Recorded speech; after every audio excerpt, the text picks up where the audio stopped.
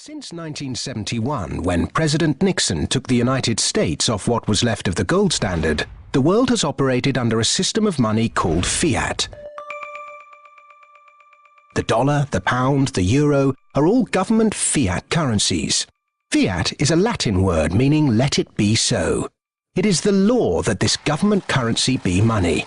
Indeed, without that legal enforcement, and the fact that we must pay taxes in this money, that dollar bill or that computer digit that represents a dollar would be pretty much meaningless. Only the government has the power to issue fiat money, but banks can create it through lending.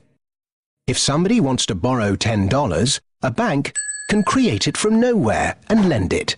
It can then charge interest.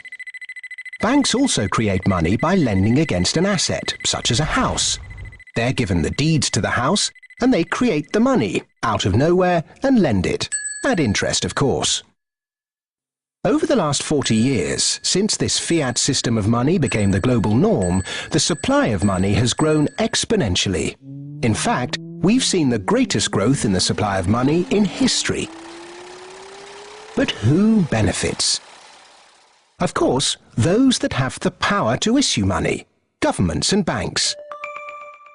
They haven't had to do anything productive, they just create money. Then those companies and individuals that get this money early. They can spend it before the prices of the things they want to buy have risen to reflect the new money in circulation. In other words, they get services, products, assets cheap. But prices soon rise, so holders of assets such as shares or houses will then see gains, without there necessarily being any improvements to the company or house in question. Often, this can lead to speculative bubbles. Who gets this money early? However money is created, be it through lending, fractional reserve banking, financial bailouts, or old-fashioned money printing, banks are always at or near the top of the money-issuing pyramid. Next come corporations who borrow large sums.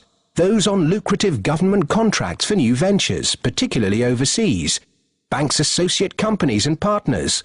Those that borrow early and at low rates. And the bank's senior employees. They all quickly get their share of the pie. In some cases, this will come in the form of bonuses.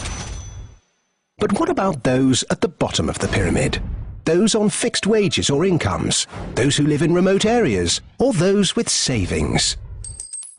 By the time this newly created money has filtered down to them, the prices of the things they want to buy have increased. Their savings buy them less, however, and their wages remain largely unchanged. In some cases, they have to take on debt just to be able to afford the things they were previously able to buy, which means they have to go back to the banks. In reality, this process of creating money only redistributes wealth from the bottom to the top of the pyramid, and thus that ever-increasing gulf between rich and poor gets bigger and bigger and bigger.